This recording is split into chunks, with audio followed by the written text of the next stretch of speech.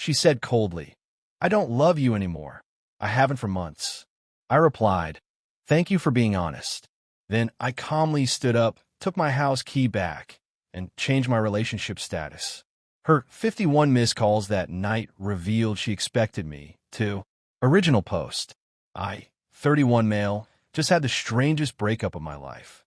Happened 4 hours ago. Still processing it, honestly. My girlfriend, 28, and I have been together 18 months. She's been basically living at my place for the past 7 months. Not officially. Her name's not on anything. But she kept clothes here, stayed 5 nights a week, used my address for packages. You know, that weird in-between stage before someone actually moves in. Context: I own a townhouse. 2 bedrooms, nice neighborhood, bought it 3 years ago. She rents a studio across town that she barely uses anymore. Pays $900 per month for it, but spends maybe 2 nights there weekly.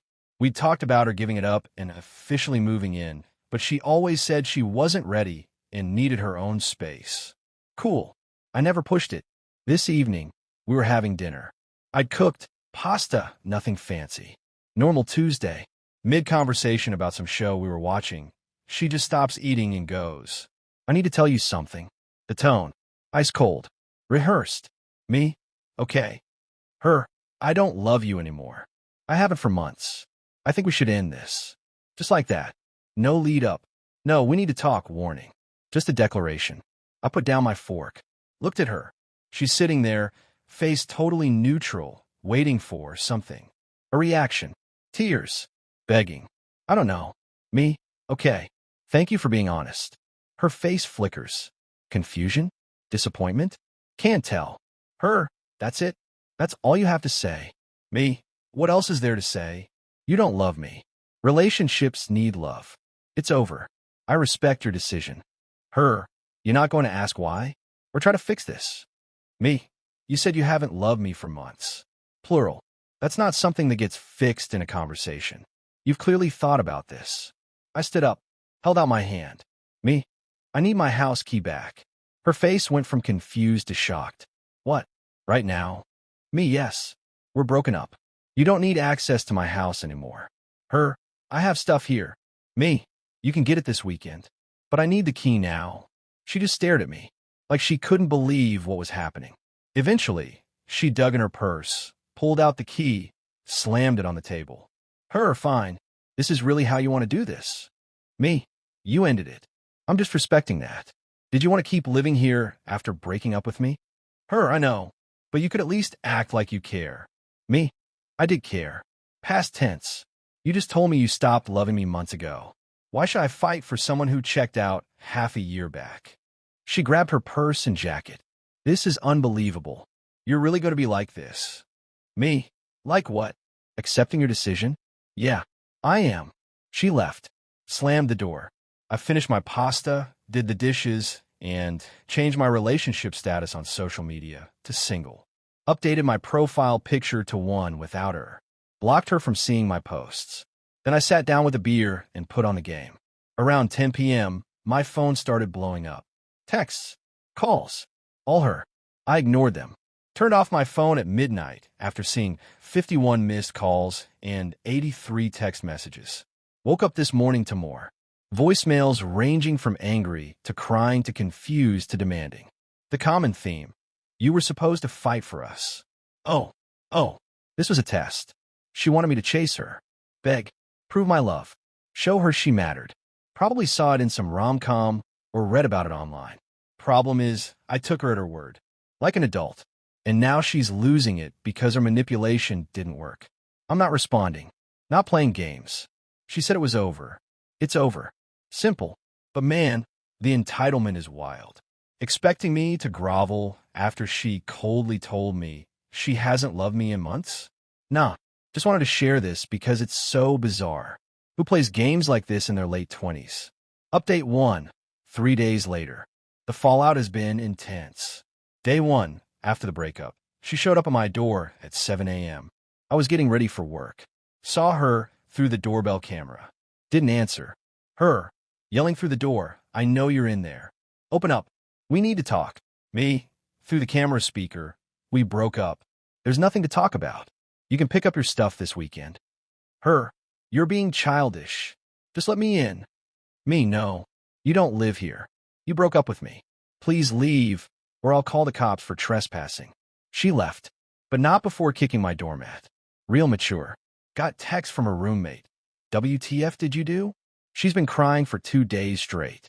I sent back. She broke up with me. Asked for my house key back. That's it, roommate. She said you basically kicked her out with no warning. Me, she told me she hasn't loved me in months and wanted to end it. I accepted that. If she's upset, she should reflect on why she said those things. No response to that. Day 2, her best friend called me. I answered because I thought maybe there was an emergency. Best friend, you need to apologize to her. Me, for what? Best friend, for being cruel. She opened up to you about her feelings, and you just coldly kicked her out. Me, she told me she didn't love me anymore and want to break up. I said okay, and asked for my key back. How is that cruel? Best friend, you didn't even try. You just gave up. Me, she said she hadn't loved me for months. Why would I fight for someone who's been faking it for half our relationship? Best friend, she was testing you to see if you'd fight for her. Every girl does this. Me, that's manipulation. If she wanted me to fight, she should have communicated like an adult instead of playing games. Best friend, you're being stubborn. She wants you back. Just call her. Me, if she wants to talk, she can reach out. But I'm not chasing someone who told me they don't love me. Best friend, you're going to regret this. Me, maybe, but at least I'll have self-respect. Hung up. Blocked the best friend's number. Day 3 today. Things escalated. Got a long email from her. Subject line, we need to talk. Please read. The email was 6 paragraphs about how I abandoned her, how she was going through something and needed to know I'd be there, how I proved I never really loved her by not fighting. Zero acknowledgement that she's the one who ended it. Zero apology for saying she hadn't loved me in months. Just blame shifting. I replied with one line. You ended the relationship. I respected your decision. There's nothing more to discuss. She responded immediately. Can I at least get my stuff? Me, Saturday afternoon, 2 p.m. Bring someone to help. You have 1 hour. Her, 1 hour? I have a lot of stuff there. Me, then pack efficiently. And bring someone. You're not coming here alone. Her, why are you being like this? I didn't respond. But here's what I've realized. She kept paying for that studio. Never actually moved in fully. Always kept her own space. Because she wanted an exit strategy. Wanted to be able to leave if something better came along. Or use the threat of leaving as leverage. When I didn't chase, didn't beg, didn't play the game, she lost that leverage. And now she's scrambling because she realizes she actually lost something good. Meanwhile, I'm looking at how much money I was spending on her. Groceries for 2 when she was here. Streaming services she used. Higher electric bill. Gas for driving her places since my car is more comfortable. Meals out where I'd usually cover the bill. Rough estimate, $600 to $800 a month. That's $4,200 to $5,600 over 7 months. Not complaining, I did it willingly. But it's interesting to calculate now that it's over. Saturday's going to be fun. We'll update after. Update 2, the pickup day. Saturday came. I'd spent the previous 2 days boxing up her stuff. Clothes, toiletries, books, that random collection of coffee mugs she'd accumulated. 2 big boxes and 3 shopping bags. Everything organized, nothing missing. Put it all in the living room by the door. 2 p.m. sharp, doorbell rings. Camera shows her roommate, and her mom. Oh great, she brought her mom. I opened the door, but stood in the doorway. Didn't invite them in.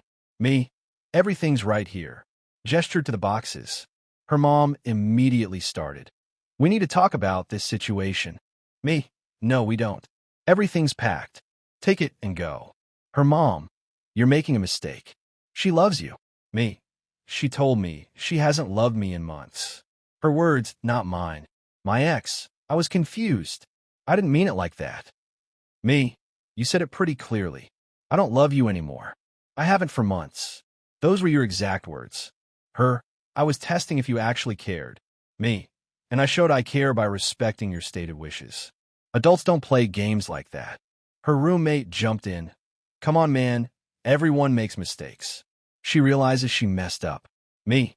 That's between her and her therapist. We're done. Please take the boxes. Her mom. What about all the time you spent together? The memories? You're just throwing it all away. Me. She threw it away when she said she didn't love me. I'm just cleaning up. My ex started crying. Real tears this time, not the manipulative kind from her voicemails. Her. I still have stuff in the bedroom. My work laptop charger. Some shoes. Me. Everything's in these boxes. I checked thoroughly. Her. Can I just look? Please. Me, no. You're not coming inside. If something's missing, text me a list and I'll drop it at your studio. Her mom. This is ridiculous. She practically lived here. You can't just erase her. Me. Watch me. The boxes are getting heavy. Please take them. They stood there for a minute, clearly expecting me to cave. When I didn't budge, the roommate and mom started grabbing boxes. My ex just stood there crying. Her. I can't believe you're really doing this. Me. You did this. You ended it. You said you didn't love me. These are just the natural consequences. Her. But I do love you. I was stupid. I thought you'd. I thought. Me. You thought I'd chase you. Beg. Prove myself. That's manipulation. That's not love. Her. Can we please just talk? Like really talk? Without. Me, no. You made your decision. I'm respecting it. Goodbye. I closed the door. Locked it. Went back to my couch. Heard crying and arguing outside for about 10 minutes. Then they left. Got a text an hour later. My laptop charger really is missing. I need it for work Monday. I checked. Found it plugged in behind the nightstand. Unplugged it, took a photo with timestamp, put in a plastic bag. Replied. Found it. I'll drop it at your studio tomorrow afternoon. Leave it with building security if you're not there. Her. Can we talk when you drop it off? Me, no. Security handoff only. Her, please. I just need 5 minutes. I didn't respond. Here's what's been happening that I didn't mention in the main update. She's been trying every manipulation tactic in the book. Tactic 1. The mutual friends campaign. She's been calling our mutual friends, crying about how I abandoned her and won't even talk to her. Some reached out to me. I sent them screenshots of our text exchange where she clearly says, I don't love you anymore, and asked if they'd fight for someone who said that. Most went quiet. A few sided with her anyway, saying I should be more understanding. I don't need those friendships. Tactic 2. The social media hints. She's posting sad quotes about people giving up too easily and not fighting for love. I don't see them directly. I blocked her, but friends have sent screenshots asking if I'm okay. I tell them I'm great and change the subject. Tactic 3. The guilt trip. Her mom has been calling my phone. I don't answer. She leaves voicemails about how I'm breaking her daughter's heart and how real men don't give up. I save them in case I need proof of harassment later, but I'm not engaging. Tactic 4. The emergency texts. She's texted me multiple times with various emergencies that require me to call her. My car broke down and AAA won't come. Her roommate drove her everywhere that week. I'm having an anxiety attack. Sent to her mom and roommate too. They handled it. Someone tried to break into my studio. Police report shows she called them, but it was just a neighbor with the wrong door. I haven't responded to any of it. Just documented everything. Dropped off the charger today. Left it with building security. Texted her. Charger left with security. Good luck with everything. She replied immediately. That's it? That's all you have to say to me? Me, yes. Take care. Her. I can't believe you. After everything, you're really going to throw us away like garbage. Me. You're the one who said you didn't love me anymore. I'm just taking you at your word. I hope you find whatever it is you're looking for. I blocked her number after that. Should have done it sooner. My phone has been quieter. My place feels bigger. I'm sleeping better. Started rearranging furniture, getting rid of stuff that reminded me of her. Feels like reclaiming my space. Few friends asked if I'm okay. Told them honestly, I'm good. Little sad, but mostly relieved. Dating someone who plays manipulation games like that? Exhausting. Better to know now than after marriage or kids. One friend said, you're handling this really well. Too well. Are you sure you're processing it? I am. But I'm processing the betrayal of someone playing games with my emotions, not the loss of the relationship. The The relationship wasn't real if she was testing me. That's not love. That's control. So yeah, I'm good. Moving forward. Not looking back. Update 3. Final. It's been 5 weeks. Time for the final update, because this situation finally resolved, though not how I expected. Week 2 after the breakup. Things got worse before they got better. Her best friend, the one I blocked, showed up at my work. Waited in the lobby until I came down for lunch. Ambushed me. Best friend, we need to talk about her. Me, no, we don't. Please leave. Best friend, she's not doing well. She's been missing work, barely eating, crying constantly. Me, that's unfortunate. But we're broken up. It's not my responsibility. Best friend, you were together for over a year. How can you be so cold? Me, she told me she didn't love me. I believed her. If she's struggling with the consequences of her own words, that's something she needs to work through. Best friend, she made a mistake. People make mistakes.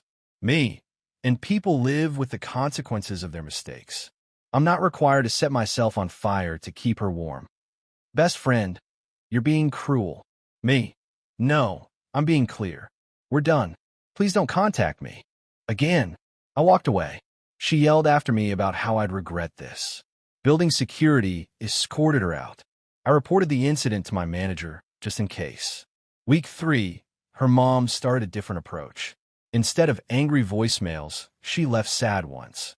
Talking about how much her daughter loved me, how she'd made a mistake, how young people sometimes don't know what they have until it's gone. One voicemail specifically said, "She's been saving up to surprise you with something special.